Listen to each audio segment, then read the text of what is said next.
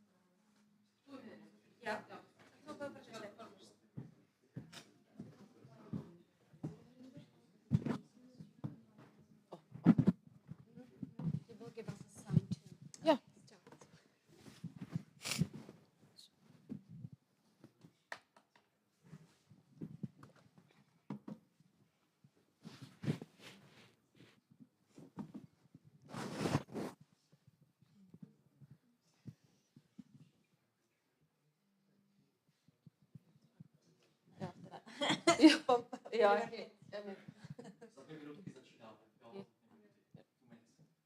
Perfect, thank you.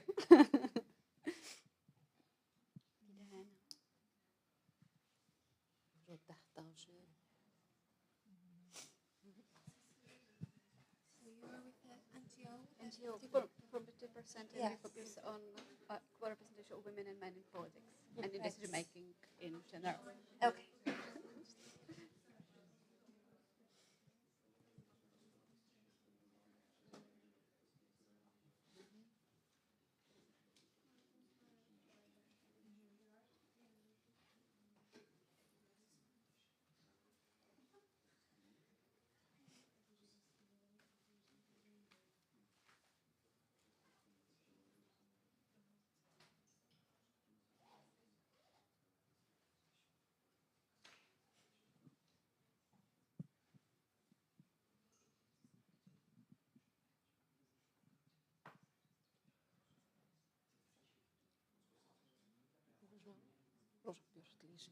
Yeah.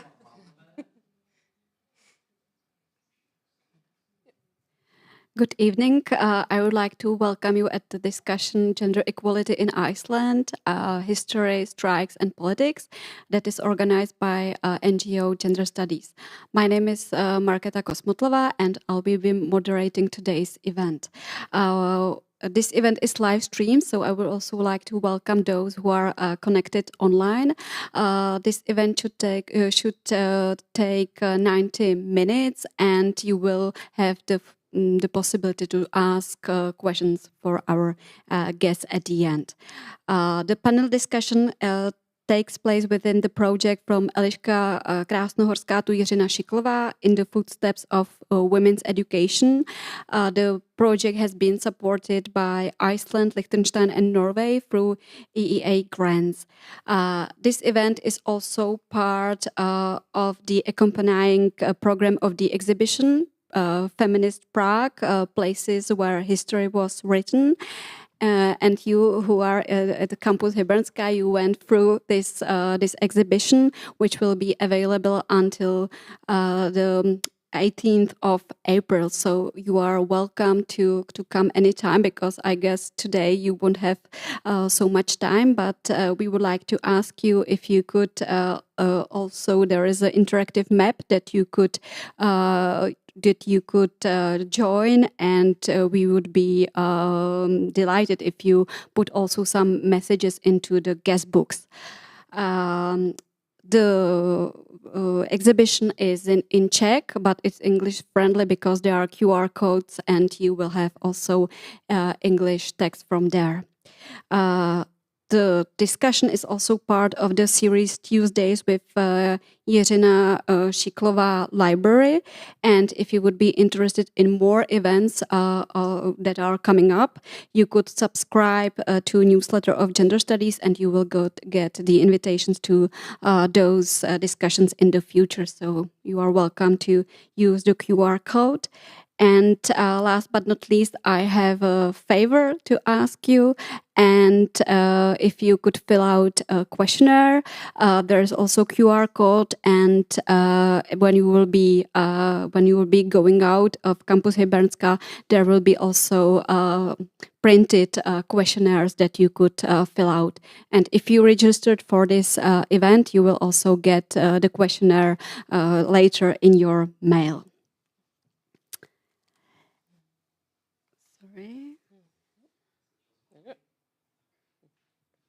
Sorry, there.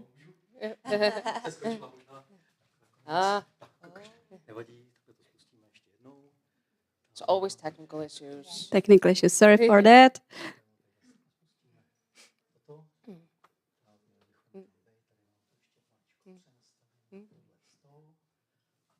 Right.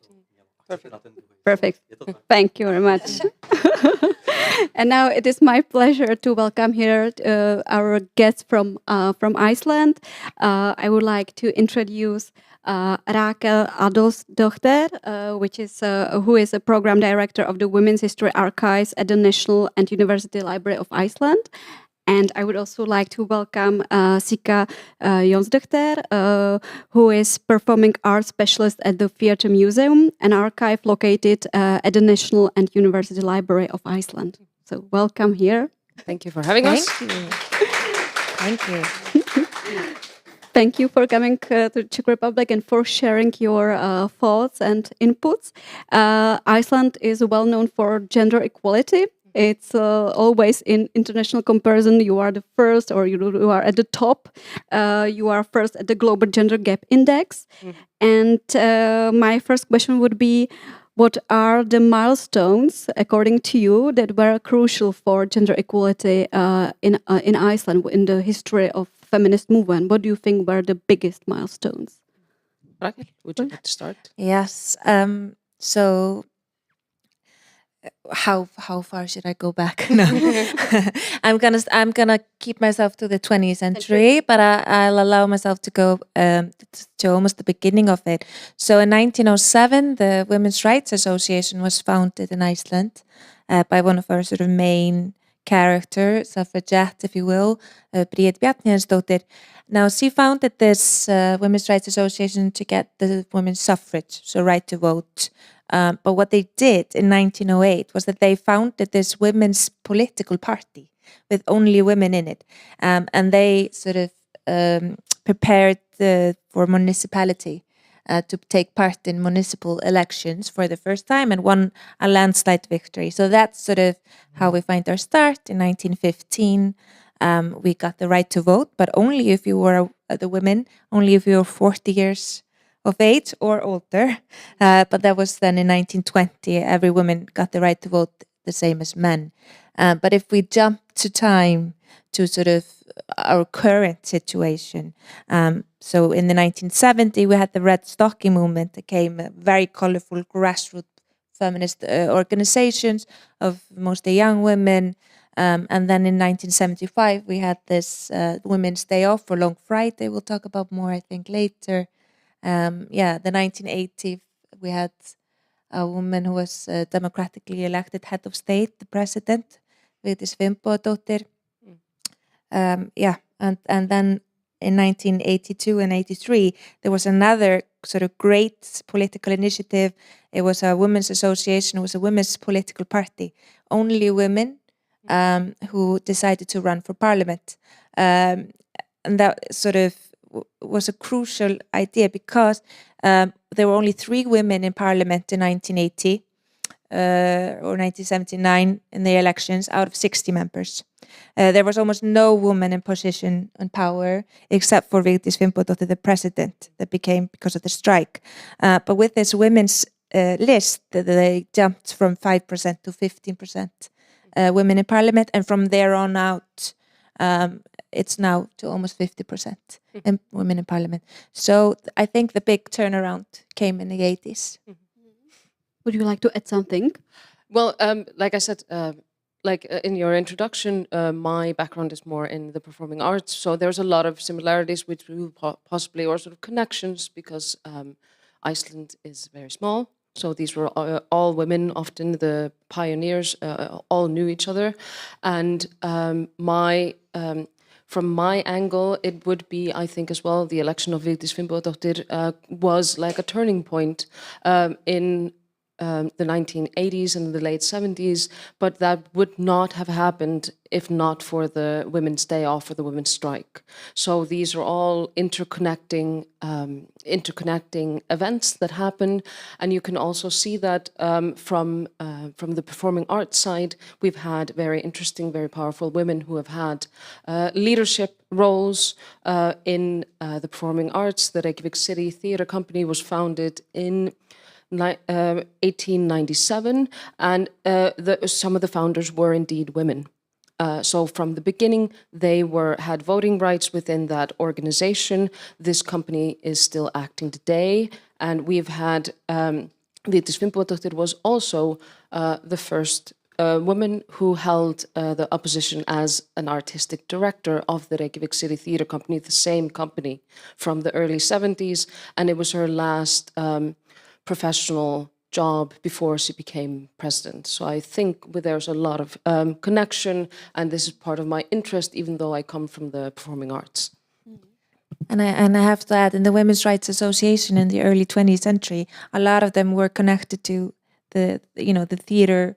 The women in the theater were in the Women's Rights Association, and they held a lot of their events at the theater. At IðNó, and people who ran and eventually became parliamentarians or members of parliament, which we will speak about possibly later. For example, Þórhildur Þórarinsdóttir and Svava Jakobsdóttir, who was a member of parliament but not a member of.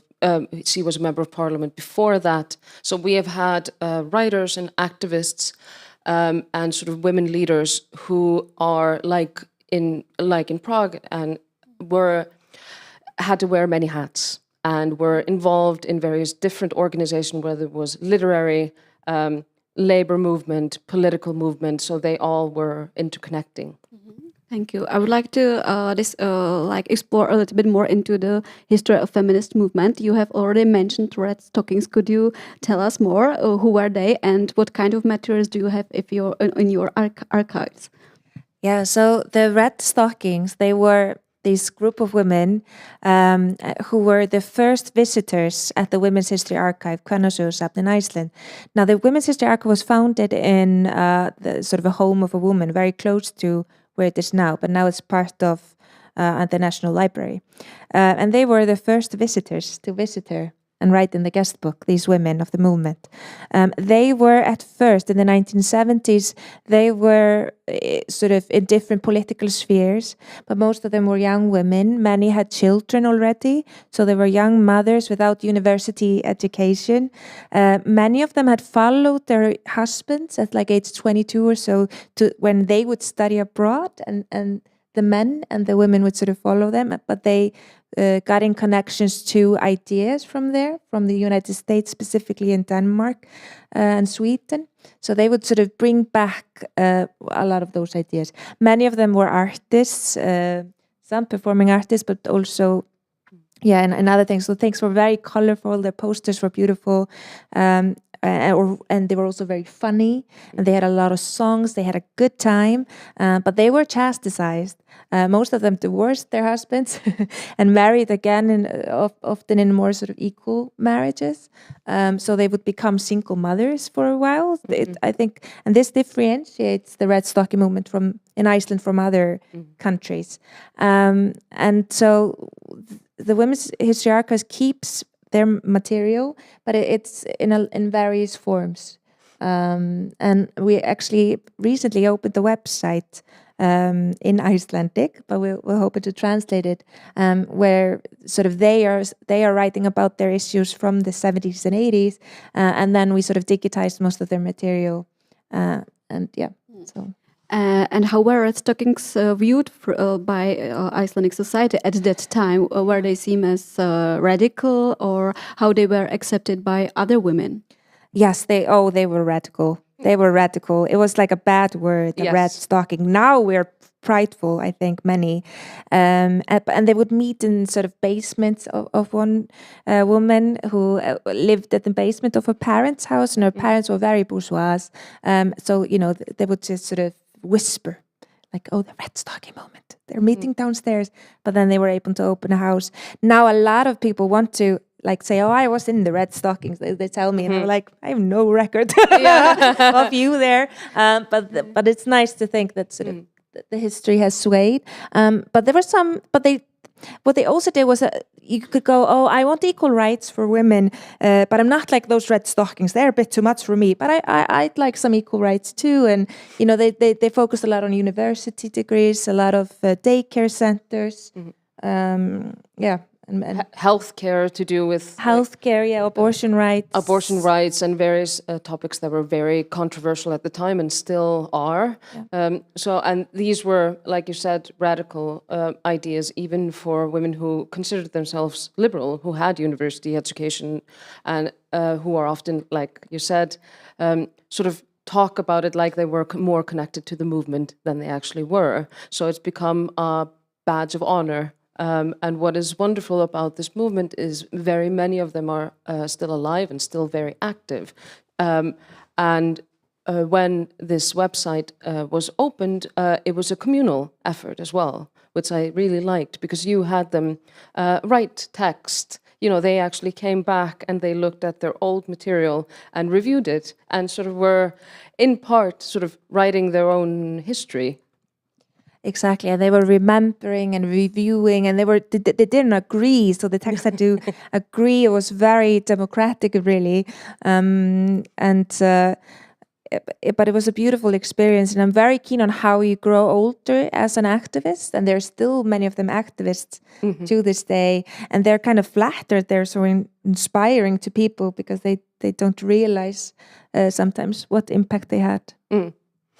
You already mentioned the women's strike in 1975. Was there a reason why it wasn't called strike at that time? It was called like a Women's Day off. Now it is also known as Long Friday. So it was because of Red Stockings, or could you tell us more about this strike? Exactly. Yeah. So the Red Stockings had this idea for a little bit, and they had been organizing conferences with women workers, with women unions before this. So they wanted to have the whole day, or take a strike, or to sort of how can we show society the absolute impact of women at the time, and so there was In 1975, it was the year of the women, according to the United Nations. This is why the Women's History Archives was founded at that time as well. And so there was a big conference in the summer, a women's conference, and this is where the idea came forward.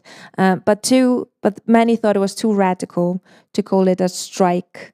But also legally, it had complications. So if you striked...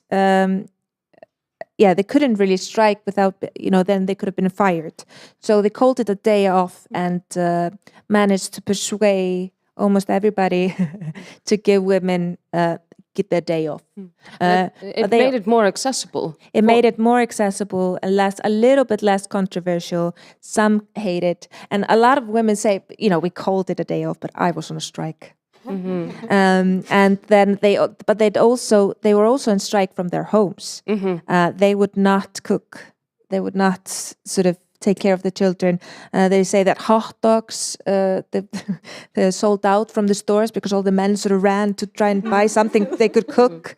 That's what made it so important, because that's what made it so accessible, because they wanted to reach women who were working from home. Mothers who worked from home, who didn't have a salaried job. So this was also a way to actually increase their numbers, because if you didn't have a job to go away from, then how could you strike? So this was also to say, we are welcoming people from all areas of society, from working class upwards, and no matter what the social situation you are in, you are allowed to come, and that means that, and working from... work at home is also work. So it underlined a lot, it did a lot of different things at the same time, which is both interesting, and I think it was possibly something that wasn't thought about at the time to that extent, but it was kind of it was an avalanche, and they sort of came to this idea that was absolutely brilliant. Yeah. And I think what's also important to note that they did not know that this would turn out so good. They say about 50,000+ women showed up. They say about 90% in Reykjavik, and about 90% of women in the country stopped working. I mean, newspapers wouldn't print because the women weren't there to put it together. Like a lot of things, like sort of the airlines couldn't fly because the stewardess wouldn't show up. So, but it happened in like the last few weeks. You can see in the documents from the 1975 this big push. So it wasn't expected to have such so much large numbers of women attending the strike, because I was really fascinated by it. It was almost like 90% of women in Iceland participated. Yes. And I mean, they did, and they lobbied a lot. And this is what women had done in Iceland before. They had come together because it didn't have a lot of official political power. So they'd come together in these associations, even though, some were from the right, others were from the left, but they could agree on that, women should not be discriminated in the workplace or something. So they knew each other a little bit and knew how to organize. Plus because it was the day off, it was sort of, all political parties could participate and sent the woman to participate in this. So the politics were connected through the women's issues rather than where you stood within a certain political party. And what I think is important to mention as well is that it was also really fun. It wasn't just, we are protesting, we are making this, very political statements in a very serious way, which is also, of course, very valid. But they had music, they had singing, they had entertainment. This was actually a fun day out as well, which is why I think, the day off is also suitable. And there's fantastic photographs on this website of that day, where you can see in the background women singing the songs, and these were women of all ages, and singing both like traditional songs and famous songs, and all connected through sort of the women's rights movements. And what I really like, and sort of my connection to this day, from the point of view of the theatre, is that that at the time Vigdís Finnbogadóttir was the artistic director of the Reykjavik City Theatre Company, and it's very close. The location of the theatre is very close to where this protest actually happened. And during the time of this protest, they were actually rehearsing a play, and it was which happened in it's called Saumastofan. Which is it's a musical about these working class women who are seamstresses. And Vigdís asked this young man to write this musical specifically for the theater, and it just so happened that only after this protest, this play premiered. And it became a runaway success. It was hugely successful. All of the actresses who were in it protested. There are photographs of them actually performing at the event. And this became one of the biggest hits in Icelandic theatre history. And even today, this particular musical, which is about an everyday life of working class women in Iceland, written specifically for these actresses, these songs kind of became a part of the women's movement as well, by pure accident. So there's a lot of connection, and especially with these photographs. And it's like, it was fun. Yeah. This was like a great day out. And this is what these women talk about as well. It isn't only about the political action and the importance of it. It was like a great group to be in. And were there more strikes in the country? It was only in Reykjavik, or was it also in different? It was in different areas as well. Yes, it was in the east, it was in the north, it was in the west.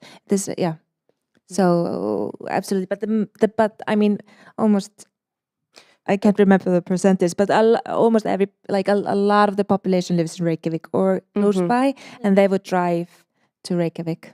Yeah. And even in buses. Some even took boats. Last autumn, there was another women's strike, and also your prime minister participated. So what would you say were the similarities and differences between these two strikes? So the strike last year, I mean, first of all, it was a smash the patriarchy kind of strike. So that was sort of a word. And the dissimilarities is that it was not so political this time around. So I was in took part in the organizing committee, and it was not allowed to be a member of a political party, whilst that was actually what you almost had to be in 1975 to take part in the committee. So we tried to leave politics out of it. So it was only NGOs and unions. But we're still talking about undervalued women's work, how we're undervaluing sort of traditional female and women's work. And also one of the similarities was how many people there were. It was brilliant. I was there. It was fantastic. And I think what was important as well, it was to regroup and sort of to look at the past, but also look at what has changed, but what hasn't changed, and what still needs to be changed. So the theme was smash the patriarchy, but it was also about sort of what we call often the third watch, the mental work, the mental load that women do in their families, and it was also about gender-based violence, and it was also very actively more inclusive when it came to LGBT plus individuals who connect with the movement. So that was a very specific, very strong sort of underlining with this protest, which wasn't there in 1975. How do you think we could get inspired from your strikes? Because I wonder all the time. We would like to also do that, but I'm afraid we won't manage to have like this from really growing grassroots and women participating. Yeah. So right. So Iceland specifically is very small. That's true. We have a lot of trust towards government, and sort of governmental institutions, which I don't think is everywhere. And also we know each other quite easily. That's also one of the themes, though, from last year was women of foreign origins, sort of women, sort of immigrants, people on the fringes that we have to remember. But how do you organize something like that? And can you? I mean, what's very difficult, and this is also why we don't do it every year. First of all, it's expensive, but it's also so difficult to come together on issues. And because the women's movements, the feminist movement, sort of gender equality movements, we don't agree on everything, and like left to right in politics. So what can you find to agree on, and how can you do it? What we also have in Iceland is this is legacy building. So it happened in 1975. It was again in 1985, but then not until 2005. And then it was connected to the pay gap. And we had to walk out the workplace at like 2:30 or whatever. So this last year we decided to strike the entire day, and we got a lot of pushback from businesses, even from within the government. So because it was more radical this time around than in 2005, and then they were like, "Oh, you're a bit too much. It's a bit too much equality." Yeah, it's a bit too much. It's a bit too expensive to have the entire day. And I was scared of it. Like this is also why it was kind of amazing how many people turned out. But in 2005, I was 19. I was working. I was an activist in the feminist movement. I was studying, and I wanted to study history. And I had never heard of this day from 1975. I did not know what they were referencing. The older feminist activists. They were like, should we do this again? And I was just like, yes. What is it? And I had studied a little bit history. Like I thought maybe it was mentioned a little bit, but it's not really in the textbook. Maybe it was like a page? I Yeah, don't know. I can't remember anything. And this focus, which is what I find really interesting about the visits and the women that we've been hearing about here, is that actually in Iceland we're dealing with the same problem. Like when it comes to education, when it comes to especially primary and secondary education, we still talk about history from a very male perspective and from a very problematic point of view. And I think this should be changed. But it's expensive to write new textbooks. The publishing industry in Iceland is poor. There's a lot of very difficult structural problems when it comes to that. And this also, I see it from my work, in how can you draw forward these really important women who made a huge impact, but I had never heard about. I had never heard about Gunnþórunn Halldórsdóttir before. I actually started working as a specialist at the Theatre Museum. And this was maybe I've in passing, but she hadn't really caught my radar because obviously she had been This is a leading actress. A leading comedic actress and a huge, really interesting woman, but she had never come across. And that's because we always look at history, and specifically, for example, performing arts history, from a very gendered male perspective. And this is still true to this day.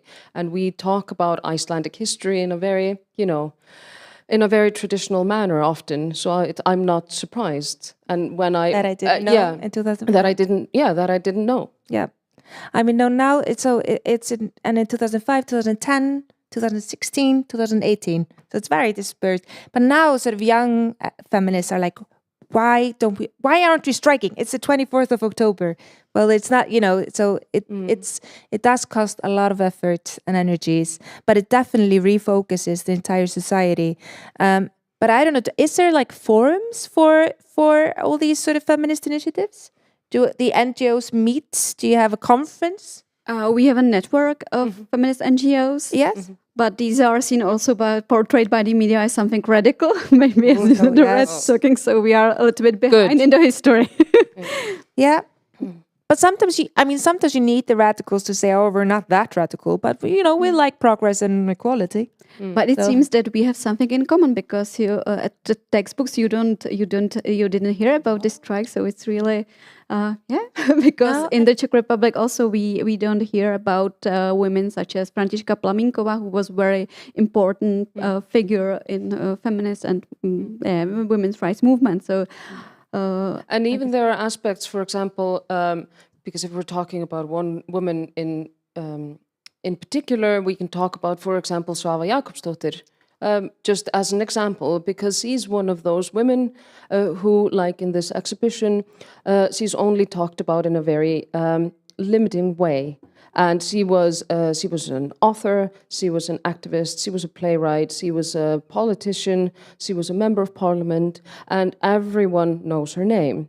Everyone has possibly read one of her books or had an opinion about her based on various ideas that they might have had. But it wasn't until I actually started reading her books in my sort of early to mid-20s that I actually started to look into her career as a whole. And that is something that is much more complicated, much more interesting, and a lot more influential than I actually realized. And I knew she was important beforehand. So if you maybe want to talk more about... Yeah, and I mean, she was instrumental in sort of the Equality Act and laws in 1973 and again in 1976, so around this time in the 80s. We have a lot of photos of her attending Red Stocking meetings, sort of listening in, and she was, a member of parliament out of only 3 women. Yeah. But she managed to have this massive change, and she had a massive support from the Women's Association as well. I would love for there to be a worldwide women's strike on 24th of October 2025 because it's a 50th anniversary. I don't know. Do you think you could pull it off here? We will see. Yeah. Maybe not. Like you don't have to have the 90% of the population, but maybe we'll take. We will do our best, and I think that. Yeah. In 1980, you had your first female president elected, and she held the office for 16 years. In the Czech Republic, we are still waiting for our first woman president, also for our first woman prime minister. Do you think that the first female president played a role model for other women to enter politics? Hugely. There was, speaking of exhibitions, there was recently an exhibition opened in Iceland about the life and work of Vigdís Finnbogadóttir, which is hosted by the Vigdís Finnbogadóttir Institution, which she has an institution at the University of Iceland, which institution of languages, because she was very passionate about languages, both Icelandic and foreign languages. And I attended the opening of this exhibition, and there were speeches made by both the current president of Iceland and Katrín Jakobsdóttir, who is the current prime minister as we speak now. I haven't gotten further information about that, but there were various people who spoke, and everyone said that she was hugely important. She was like an icon. She made, and especially my generation, the generation who grew up with her being our president during that time. And this is what, especially women who were born sort of around 1975 to about 1995, when she had left. You actually, like, this was all we had. This was the visual that she had. And what is also interesting is not just how she presented herself publicly, but what was actually happening behind the scenes, because she was also a single mother. She was a single mother. She never married during her presidency, and she actually adopted her child and got a lot of pushback when she attempted to do that as a single parent, because they thought, you have a full-time job, you won't be able to support or take care of a child. She actually forced their hand and said, you can't legally deny me this right. So there's a lot of really interesting sort of background information. And you definitely, from the women from that particular generation, were hugely influenced by her presence and by her continuous presence, because she's very much alive today. Yeah, you hear stories. So I was around 8 when she stopped being president, and I cried. I wrote her a letter. Like, it was like, I just couldn't even fathom that she wouldn't be there anymore. And she's such a light, and like, she's very cultured and sort of well-mannered, and she's witty. She's still alive. She's, I think, 91, 2-ish. No, but many people also thought, like, how like, and then a man was elected the president, and a lot of kids were like, but can he? Yeah. but I think what also it's about a certain type of attitude, because it's because she's very sociable. She attended a lot of different events. She was very friendly and approachable, and and that actually gained momentum. So even when she stopped being president, there was this idea of, like, she was approachable. You could actually speak to her. And just as an example, I wrote my BA thesis on her time as the artistic director of the Reykjavik City Theatre, and I decided, because my background is in anthropology, that I would do a couple of interviews. Or at least one. I spoke to Kjartan Ragnarsson, who wrote and directed Saumastofan, that play about the seamstresses. And the Vigdís Finnbogadóttir Institute was sort of starting at the time. This was in 2011. And I decided, just on a whim, I had done a lot of research. I had gone and interviewed Kjartan about the work, and I was like, on a whim, I decided to send an email. And it was like admin@vigdís.is. And it was like, hi, my name is Sigríður. I'm a BA student at the Icelandic University of Arts. I'm writing this thesis. Could I possibly have an interview with Vigdís Finnbogadóttir? Goodbye. And then just sent it and, kept on writing. And then about a week later, very shortly after, I'm sitting at home, I think in my dressing gown, and my telephone rings, and it was like a mobile phone, and it was a number that I didn't recognize, and I was like, should I answer it? I'm like, I'm a millennial. I'm like, can I Google it first? But I'm like, fine, I'll, answer the phone. And it was like, well, hello. I was like, hello, is this Sigríður? I'm like, yes. It's like, well, good afternoon. This is Vigdís. I'm like, excuse me? No, she called me on my personal phone. She called me and she was like, are you free this afternoon? She invited me over to her house. She was like, come have coffee, we'll have a conversation for like an hour and a half, and I'll try to answer all of your questions. And like 4 hours later, I was at her house having coffee. I'd never met the woman.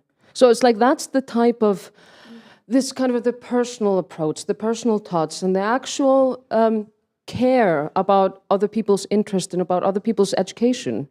So this had never been looked at. So this is just an example of, the type of attitude and the type of personality that made her this kind of icon that she is today. So it's not just the fact that she was elected, it's the further work afterwards. But can I say, so in the election process, I think was she the first woman to run? I think so. Anyway, there were 3 men. Yes. One was sort of a politician before, and many wanted him to win, and he wanted to win, of course, as well. And it's important to remember that Vigdís Finnbogadóttir won the vote by 1,906 votes. It was less than 2% margin that she won the presidency. Mm-hmm. A lot of people didn't think was not she could popularly elected. No. It was not the popular vote. At the time. Mm-hmm. And sort of, and not all women, for example, voted for her. I have a wonderful diary from a woman worker at the Women's History Archive who was just like, oh no, on the day she was elected, like, oh, uh-oh. But because, she was a single mother, she was the first single woman to adopt a child in Iceland, and she was also a breast cancer survivor, and she had quite famously had a breast removed. And in a desperation, one of the other candidates asked on television, "But how can you be a president? With no man helping you out, or no spouse there, but also with just one breast?" And her answer, famously, quite quickly, was, "Well, I don't intend to breastfeed the nation."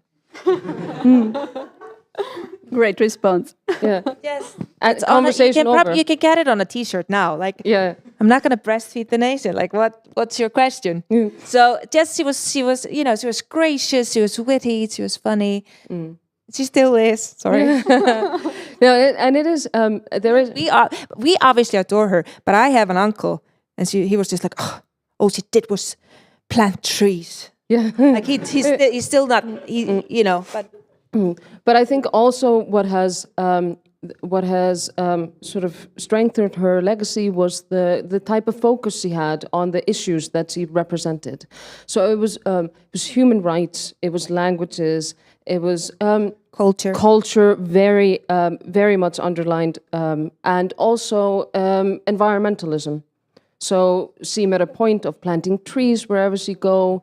She's very knowledgeable about local culture, about international culture. She developed lots of friendships with sort of leading politicians. I think in that particular exhibition, there's a very lovely photograph of her and Rakel,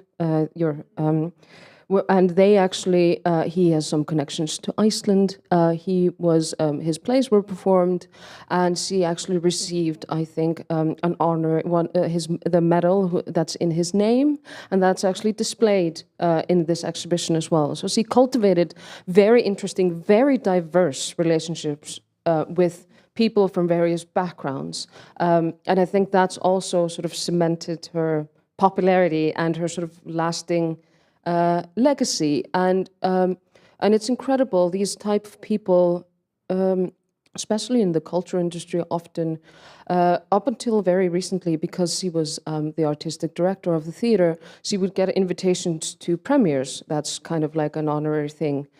She would show up like she would show up to every single performance. I'm a theater critic, so I attend quite a lot of them, and she would be there.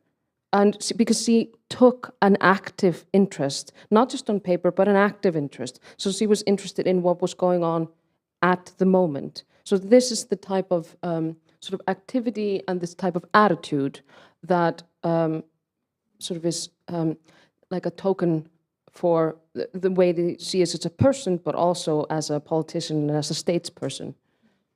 I like to use this funny story about your first women president when I want to like illustrate how important it is to see women in leadership positions, because this funny story about kids asking, "Can also men be president?" It's really illustrative. So it's great. In the Czech Republic, in our Chamber of Deputies, which is the lower house, we have currently 26% of women, and in Senate we have only 18% of women. So what is the current situation in Iceland in terms of women in politics? Yeah, like I said, so in 1979, we had 5%, 1983, 15%. Today, it's almost 50%. We only have one house today. Yeah, and 63 parliamentarian members. Yes, and so it's about 46.9% now. And it's been sort of on an upscale. But it's important to remember 1980, I've seen an interview from Scandinavian reporters like, we're here in Iceland where there's a female candidate, she might win, but we have to remember that Iceland is a very, backwards for gender equality. There's almost no women in positions of power and so on. So it's very it's a rapid turnaround and a quite quick success we're talking about here. And I think that's to do with her being elected and the Women's Political Party in the 80s, I think, conjoined. This doesn't happen in a vacuum. This happens as a collective, like, communal experience, even though they didn't have a meeting together.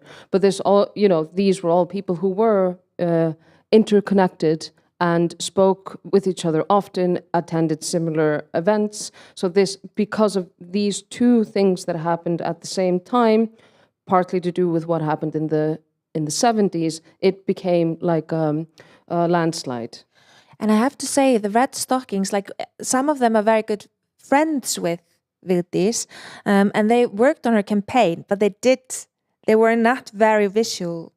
And she was very careful to be like, I will be president for men and women. I will be president for all. So that was also sort of important. Otherwise, they wouldn't have been elected. Right. Possibly. So, but it's also the interconnectedness and the willingness to work together. And this women's political party, they were then, this ceased activities, and they were dispersed into other political parties, these women, and some of them on the right, others on the left. I mean, this is a tough job to sort of try and get everyone together. But also, I think, on women issues. So what we should also talk about is Jóna Sigurðardóttir, which is to a certain point, because I think she's the longest standing member of parliament who was a woman, and eventually became prime minister. And she in 2009. In 2009, after the economic collapse. So if everything collapses, call a woman. She'll clean it up and then get voted out. That's the usual. That's the sort of the way that things go. But what was really impressive, for example, about her career was her her consistency and her determination to hang on and to actually fight for so long under conditions that were incredibly difficult for a woman, even in the late 80s and early 90s. That she almost a more sort of complicated, more politically sort of complex person. But what's also important to mention is that she's a lesbian, and she wasn't able to come out of the closet until her parliamentary career had ended. It was until very at the end of her political career. Sorry, and that was just because, and she had to make that choice. So it's a very interesting example of the kind of sacrifice you have to make personally in order to maintain a political career over a long period of time. But but absolutely. And she sort of, she was member of parliament in 1979. She became prime minister, first woman prime minister in 2009. So it's a long career. She's this white hair and with a great lipstick on. She's an amazing woman. But what she did was legally, she was the first woman to legally marry her wife. Yes. As she was prime minister. Yes. I think that was in 2009 or 10. I wrote it in an article you can read. But it's but before that, most people knew they were together. But her wife was her legal partner from, I think, 2000. Once it became legal, but it was never. But she was never publicized, not talked about in interviews and such. But everyone knew, and because her wife, Jónsdóttir, is also a notable person. She's an author and she's like a cultural figure. So everyone knew who they were, but this was not common knowledge or like public knowledge, but those who were in the know knew. So it puts a different spotlight on sort of how radical you can allow yourself to be in certain situations and the choices that you have to make. Because she was fighting for education, children's rights, women's health, various sort of very complex social issues. She was also a minister at one point. So there was there was a choice that had to be made, and that is something that is quite interesting to look at in retrospect for a woman who was so prominent, so well known, and held such high political power at the end of her career. I guess there are different approaches when it comes how to increase women's representation when it comes to political parties, because some of your political parties, they adopted gender quotas also for young, and but on the other hand, some political parties refuse to adopt them, but still having balanced representation of women and men on ballots is some priority for them, I guess. Would you agree? Yes, absolutely, I agree. And now, I mean, it was not very popular at the beginning to have these sort of political lists where, it would be one woman, one man, fjettulistar, it's called. It's like braided together. Yeah, but it was so popular and people voted for it. So the other political parties, they couldn't not do it. And it's now the same. What we've been able to do is now we can say, are you a feminist to almost anyone in politics? And most all of them would have to say yes. Although maybe they, some reluctantly. Yeah. And you wouldn't necessarily believe them. No, but they can't. Yes. They can't get away with not doing it. Yes. But their decision making then maybe doesn't represent feminist values, right? Absolutely. I think it's very important, and it's on boards in businesses as well, and it's in every committee that sort of the government makes, it has to be equal as well, and there are a lot of laws and legislations that sort of try and make sure there is some sort of gender equality. Yeah, and I think that. This rule about the committees is actually, to a certain point, almost more important, because that's where the actual power lies. Yes, you can have 50-50 representations in the actual members of parliament. That obviously leads into the committees. But to actually have the 50-50 quotas in the committees where things are discussed on an active political basis and where decisions are made, that's actually a more important point to a certain extent than just the numbers in parliament.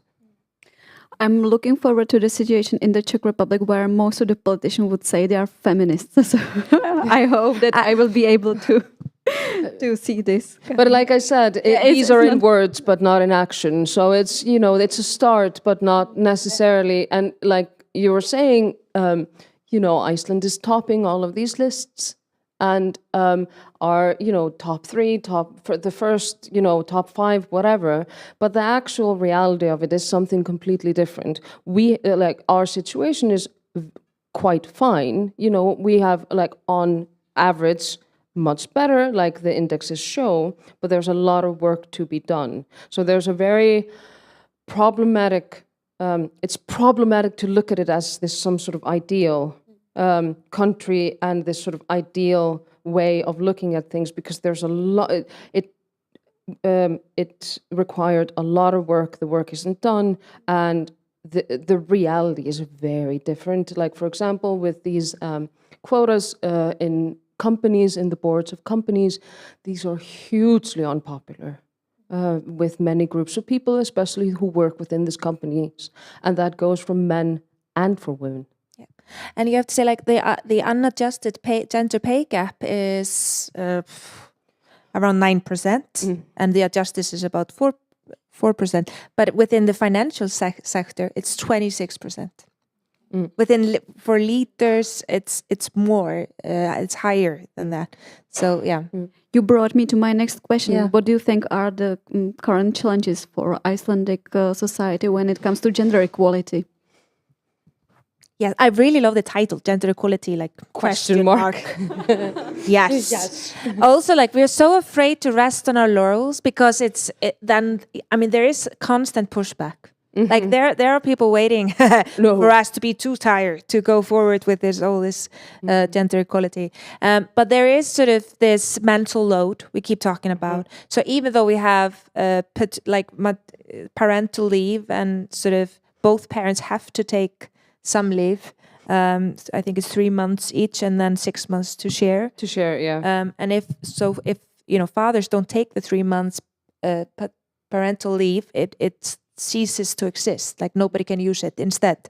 So they're really pushing men to take part of this parental leave.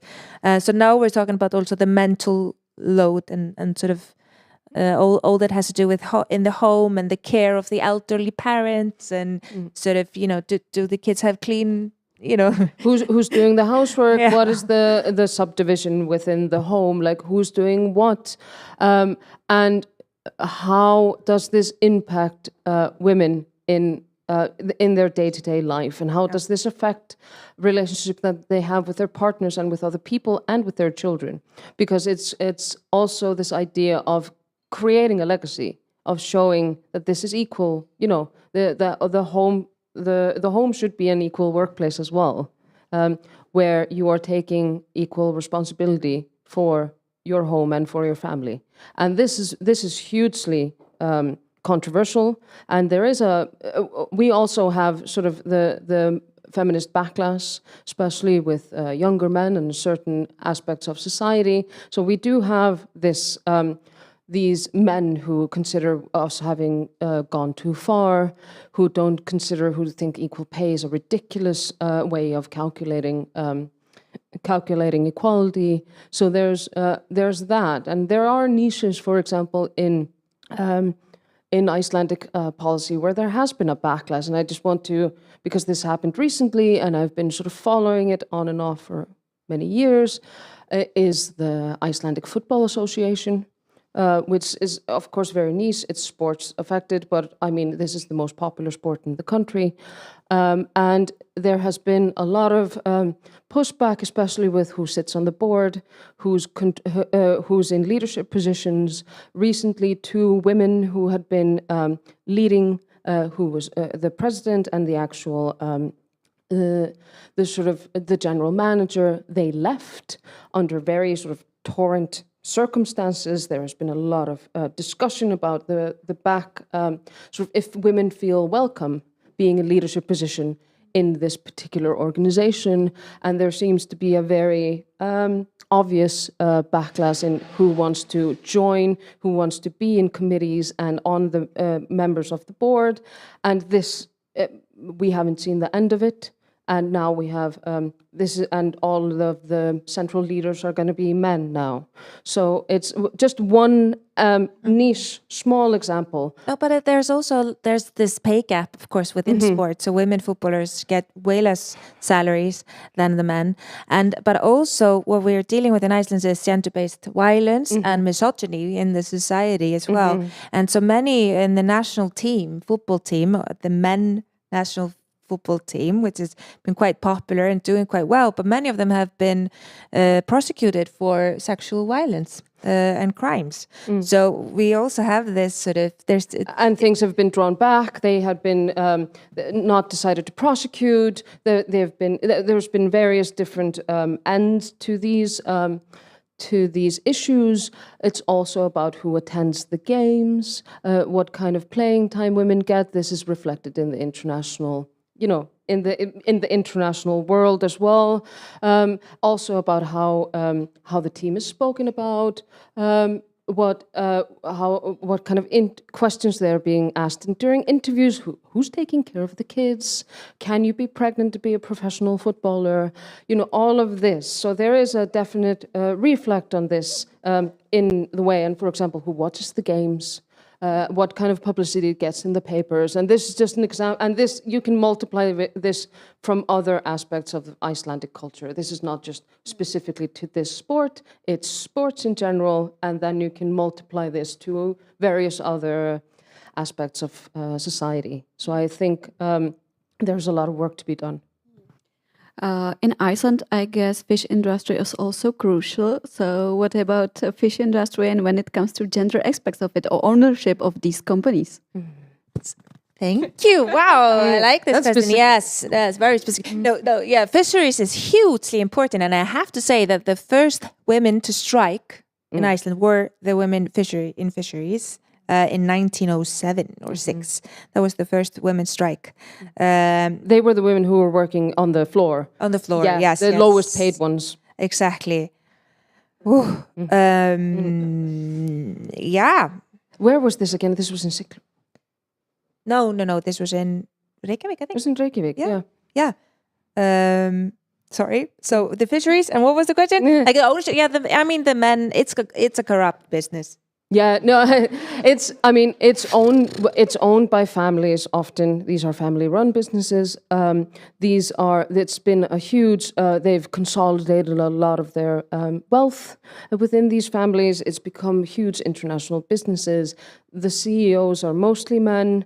The men who work on the boats are mostly men. I have to tread carefully a little bit because my brother is actually works on one, but it's hugely but these are communities, and I worked in one of those factories. I worked in this industry when I was a teenager.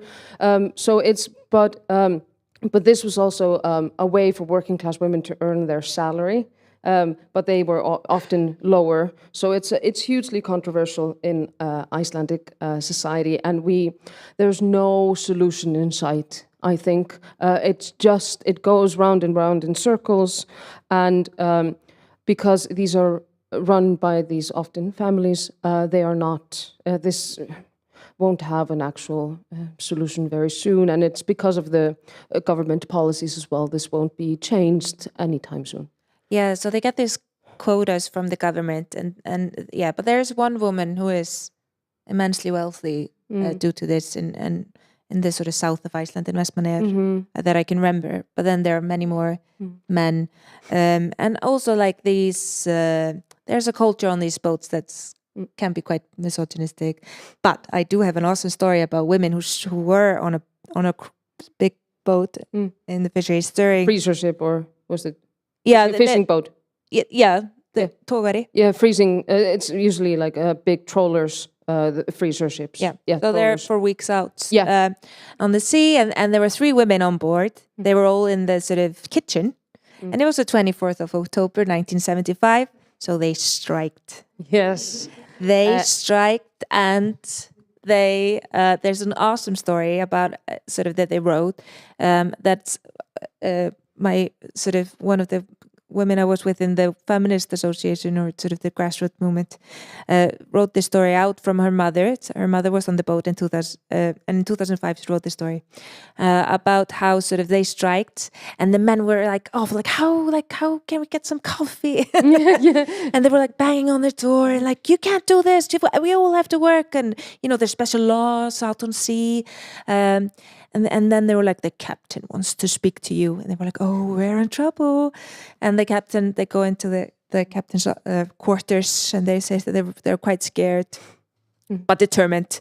And he gives them like brandy. Yeah. And like smokes a cigar and like, you go, this is, and they had to figure out sort of the food and the coffees. And then they sent a telegraph to the strike in Reykjavik, and it was read out loud on stage. And when I remember this story from 2005, and so when I started working at the archives, I found the notes and digitized it, and now we have the story and the note. And there were quite a few notes actually, telegraph, or sort of the telegraph, and it just says like where they are, like north, south, la la la la la.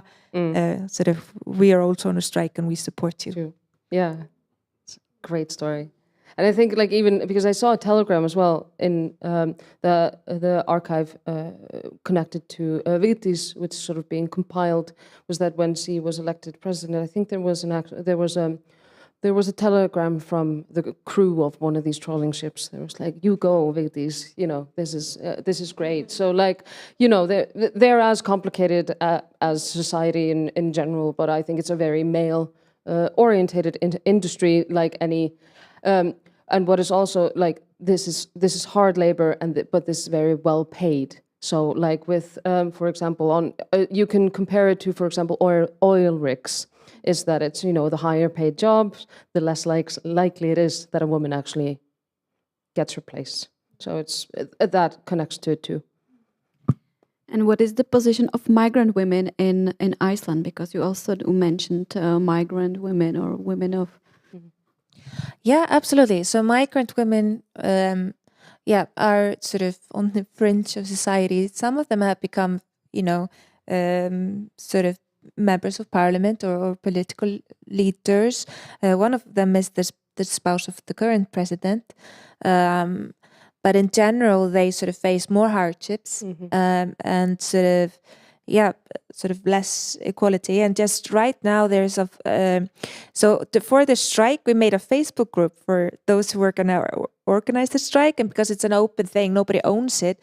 So you know, it was easy to join the group, but now it's like 30,000 people on the group, and the group turned into like this monster where everybody was like sharing stories, but then it quieted down. But now they're sharing stories again due to pay inequalities, because there were these 3 women doctors at the Children's Hospital now, and they found out that they got less pay than their males, because their doctorates didn't amount to any sort of significant pay increase, whilst the male doctors who had doctorates got the salary increase due to having a doctorate. And underneath there are a lot of women saying, oh, you know, this happens in my workplace, or I'm going to check my workplace. And then there was this woman who said sort of, I'm of a foreign background, I don't speak, you know, Icelandic perfectly, and I'm sort of, head of yfirmaður. Supervisor. She's a supervisor, and one of her sort of employer that she supervises has more pay than her.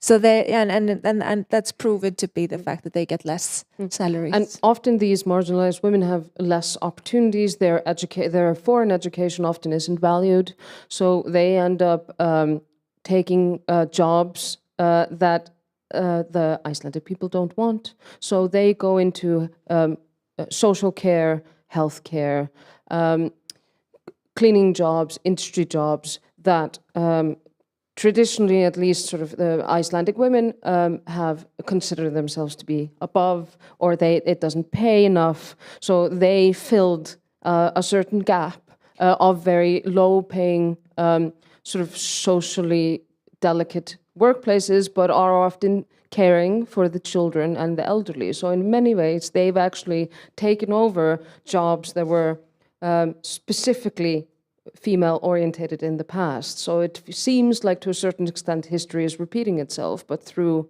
women from different backgrounds. And I think it's so important to remember, when we were organizing the strike last year, we were like, oh, we have to remember the women of foreign origin. And we were trying to invite an NGO. There is an NGO for that they run, or some of them run, and also sort of women with disabilities, and but how not only do you reach out for them, not only do you invite them to your platform that you know about and have been raised with, but how do you make sure that they also just have their own platform? Yes. And listen and learn. Yeah, listen and learn. And I also think of it as an archival sense. So how do we get, how do I get their diaries as well to collect for the archives? So it's definitely something we're focused on and trying to think about, and the feminist movement has to be very aware of. And do better each time, I think. And it's hard to learn, and it's even harder to listen. And this is, I think, a lesson that has been learned in the past maybe 5 or 10 years. So there's still the learning curve is still ongoing. Now I would like to give floor to your questions. You could ask from the audience, or we have also people who are online. So I would ask if there is a question from online that you would... And please ask, we're very friendly. We are very nice.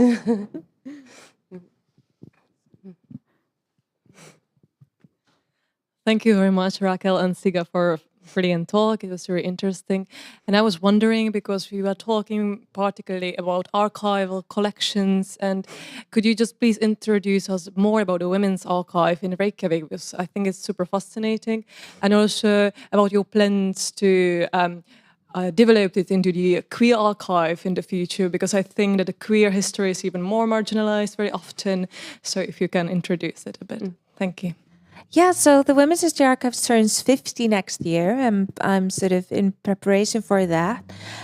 It was founded in 1975, 1st of January, in a home of this elderly woman who was 68 years old, and it was just sort of in her house. And also with a lot of volunteer work, a lot of help from women's associations, and so it's very much in partnership with NGOs. Still to this day, and the Red Stockings, for example, they visit me a lot. They call a lot. They call a lot. They have a fruitful conversation. They're very engaged. They're women. very engaged. But it always had this idea that it wanted to become part of the National Library. And the National Library, they were building a new building for it, very close to where the founder lived. And so the idea was to become sort of sheltered by a governmental institution, and that sort of came into fruition in 96. And the library was opened in 94. Yes, so the it happened very soon after the opening. Yeah, and we were promised a location, actually where you are now. Yeah, because we were, but it was not easy. Like they did not want another special library, archive, anything. Didn't see the need for it, and just was a headache. So they pushed quite actively to get it in. And it wasn't until one woman who was actually a former Red Stocking became an assistant to the Minister of Education. And then she saw a way to get funding for the Women's History Archive and a way for it in. So they pushed a lot. So it's important to remember when sort of the Women's History Archive is founded, it's against, or it's to challenge the narrative that's dominant, the male narrative. And we have a manuscript department at the National Library. It's 200 years old, and it collects manuscripts, obviously, which we're famous for, the sagas, and private archives and private letters. archives as well. And so the women they were in sort of a B category, not very categorized and such. So this is how it was opened. And so now we have maybe 350 private collections. About 100 plus are of NGOs. So the women's rights associations and so on. And then I'm collecting, and the women's sort of political party, the women's in 83 I talked about, the Red Stockings, a lot of these different movements, and then a lot of sort of educators, politicians, but then also workers. And healthcare workers, nurses, and midwives, which have a really interesting history. Like I'm guessing you have here, because this was, women who were taking care of women's health. So these are also and then we also have national archives, and then archives around the country, and they're that the job is not, the aim of the Women's History Archive is not for every other archive to be without women, but for it to multiply, and also to be sort of a specialist, so people can come to me and they can ask about sort of women in the fish industries, and I would help them with sources. But I also know sort of where else you can find historical sources and point them to it, and it's all available online. But I do have these sort of markers that I want to connect more to. So it's women workers and women in union work. It's all these women who are part of these women's associations. It's women in politics who were not necessarily leaders, but they were organizers, so they were something else. It's women of foreign origin, women with disabilities. And then also sort of, I wanted to be sort of inclusive. And so I was thinking maybe this non-binary Trans women. and trans women, of course. But then also, I think it's so important that the queer, we use the word queer a lot, people don't all like it, but the LGBTQI community, and they have a very good foundation in Iceland, or an association that's quite strong, but also...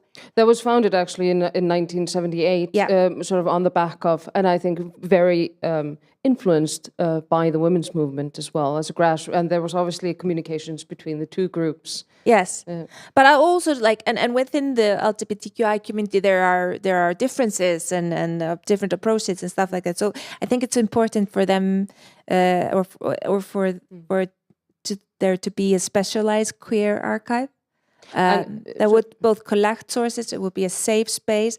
It would sort of also know about where else you can find materials, but it's very hard and it's very expensive to make a new one. So for the time being, the Women's History Archive is just trying to open a little door and sort of trying to get them in and find funding for a specialist. And I think partly to do with that, which is kind of the unwritten story, or the reason why this conversation about a possible queer archive started to be more public and spoken about more openly, is because we do have a lot of historians and researchers who are queer, and this organization actually donated their archive to the Reykjavik City Archive because they felt this organization has a very close connection to Reykjavik, to the municipality, so they decided actively to donate their archive to the Reykjavik City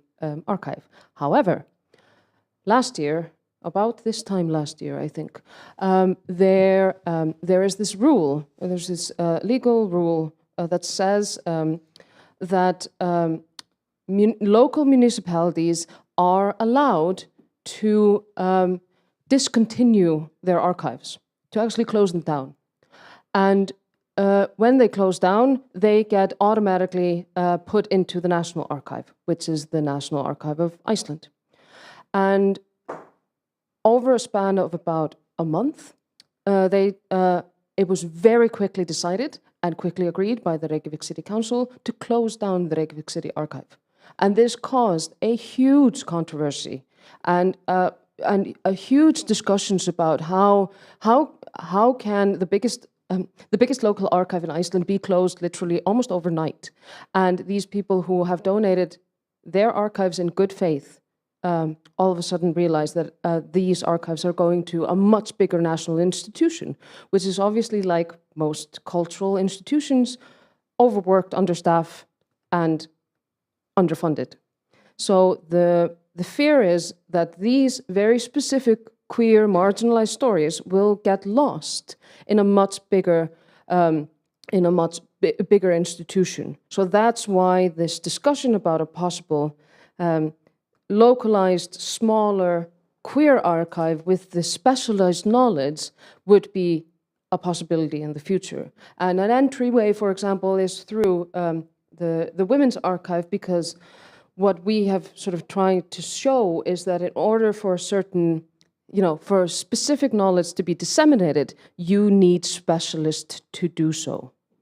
And in order for it to be successful, you can't just be an historian with a vague sense of certain type of history, because the danger is you'll fall into the traditional male-orientated way of thinking, but these are actively trying to show you a different side of history. So this is kind of the part of the reason why this conversation sort of is starting and growing at the moment. Do we have other questions from online? I can also add that like the Women's History Archive is sort of, I would think, they've tried to close it down, but then sort of, I have to be very active in trying to keep it open and sort of current. But the local municipal, like Reykjavik archives, I've never thought they would be put down like that. No, it was a big shock. Yeah. But So you have to, the kind of the point of the story is that you not only have to look backwards to the past and forward to the future, you have to follow what's happening actually now. You have to be current. You have to see what is important and show other people what is important and why it is important. So it's a very active conversations between all of these stakeholders, which isn't just institutions, associations and groups, but also like individuals. And that's where the speciality comes in handy. And I think we at the National Library, we're in a good position because we have we connect to the academia, we connect to civil society, we connect to culture, we connect to the grassroots movements. And it's a national conversation. And that's and I think it fits well into this idea of the libraries being a community centers. These are not just places for books. These are places for people to meet together, to talk, to change something.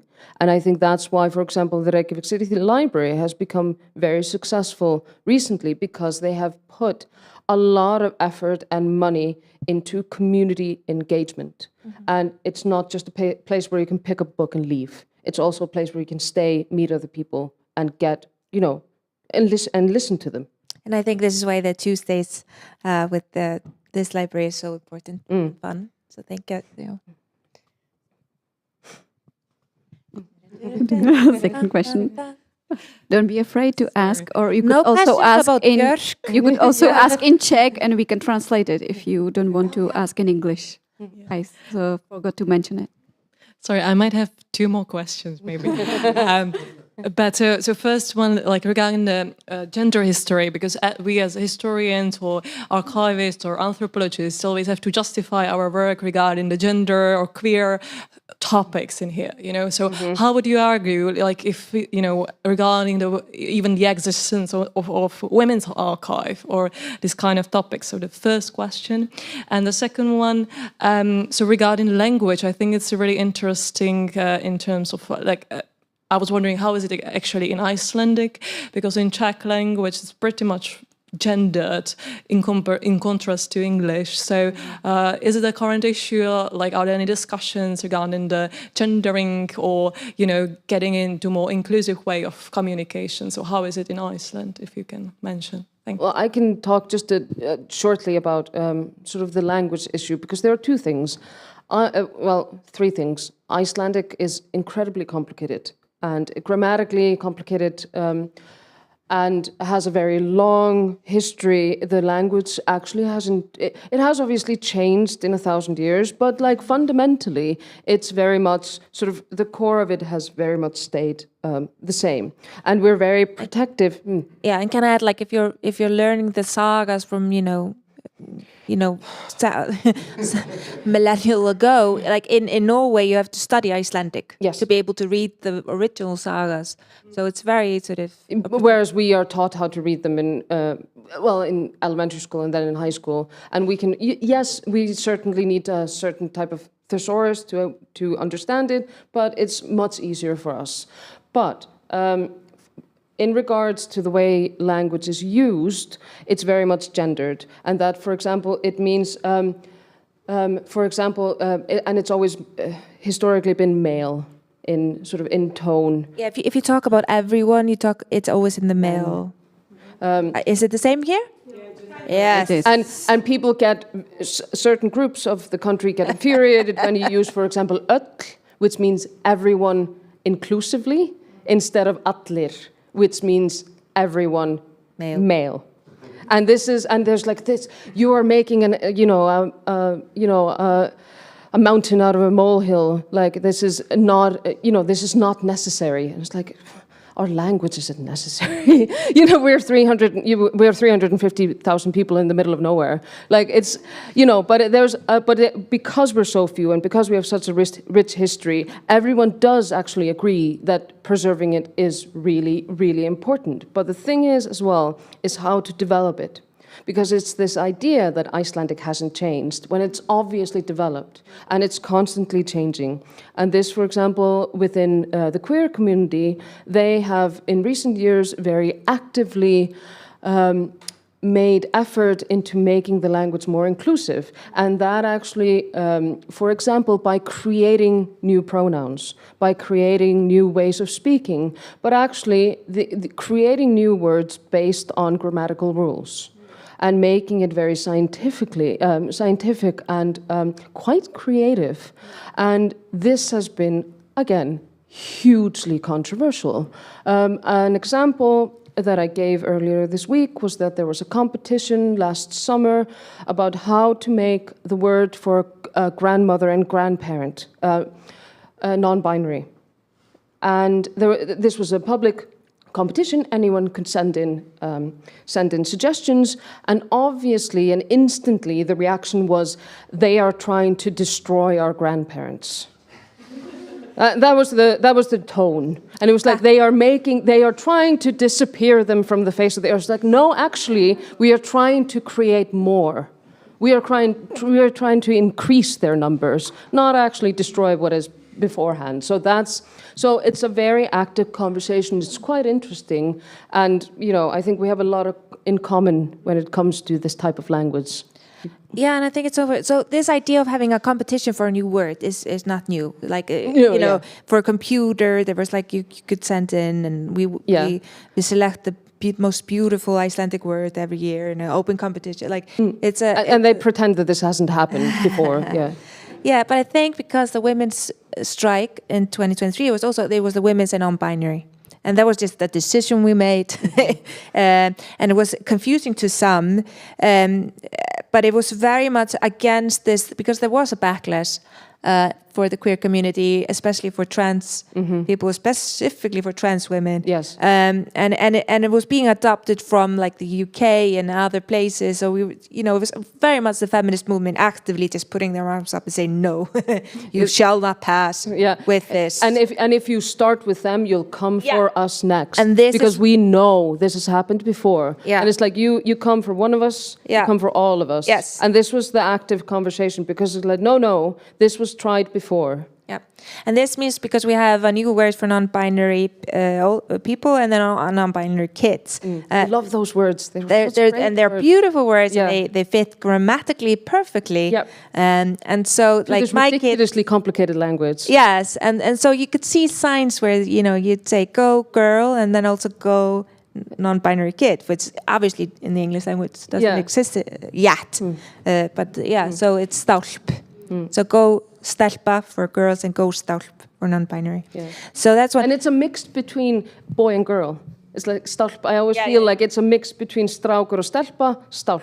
Yeah. And they are doing this actively as well, because it's a mix. Yeah. And this is a conversation that happens in the community and is often created by queer people themselves. So it doesn't happen out of a void.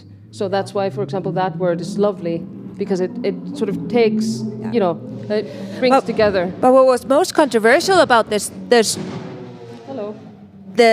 strike this year was actually not that, but the mental load and equality within the homes. That got the most backlash, and the most podcasters, young men being like, what it is mental load. Yes, you are inventing something. Yes. Because that felt like, because we have this idea that equality has been reached to a certain extent, all of a sudden these very normal, these very sort of everyday person, all of a sudden felt attacked. They felt attacked in their own home, and they couldn't stand for it. And that was really interesting. So because they would have probably called themselves feminists before, and quite rightly so to a certain point. But this was like a weak spot that they felt was criticizing them personally. So, and they personally could take action. Like yes. you personally can do more in the home, and there were a group. And there were, yeah, and that's I think what sort of initiated this this backlash. I'm afraid we are running out of the time, so we have last question. Yes. Woo! Thank you.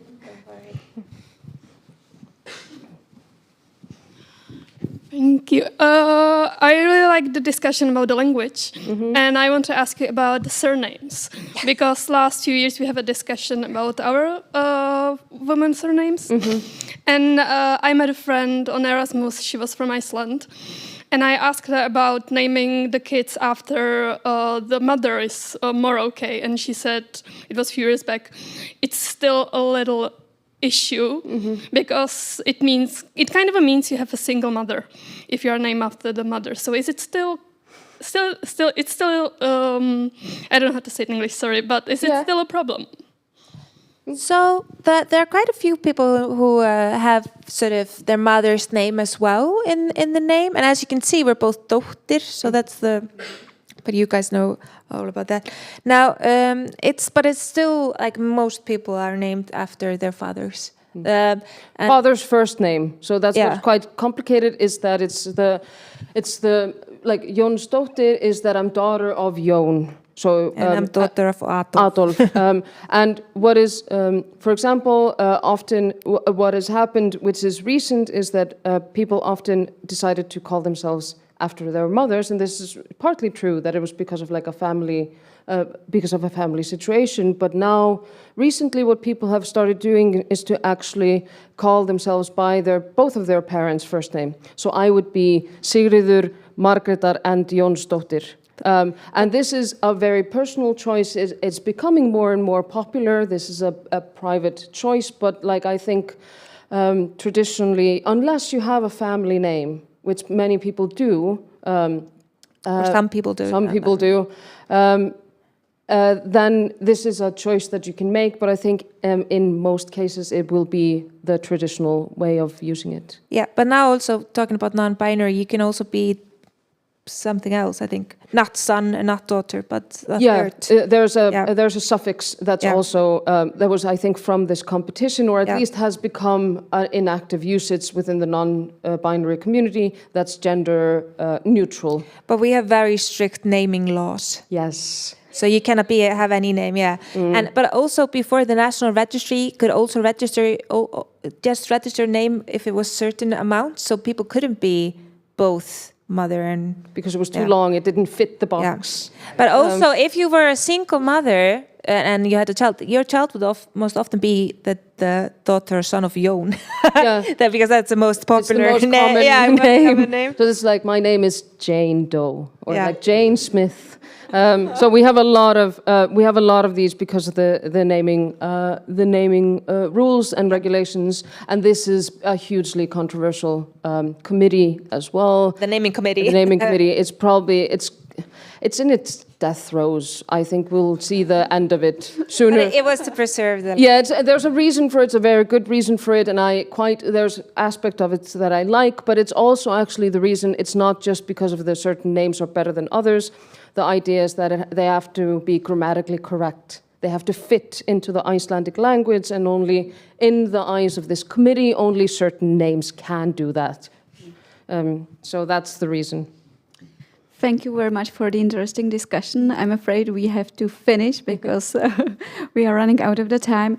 So thank you very much for sharing your thoughts, inputs, and everything about Iceland and the history of feminist movement. Thank you all for coming, and I would like to encourage you to join the exhibition, also to the interactive map, and you could also subscribe to newsletter of Gender Studies so that you have invitation for other events at Jiřina Šiklová Library. Thank you very much. Thank you for having us.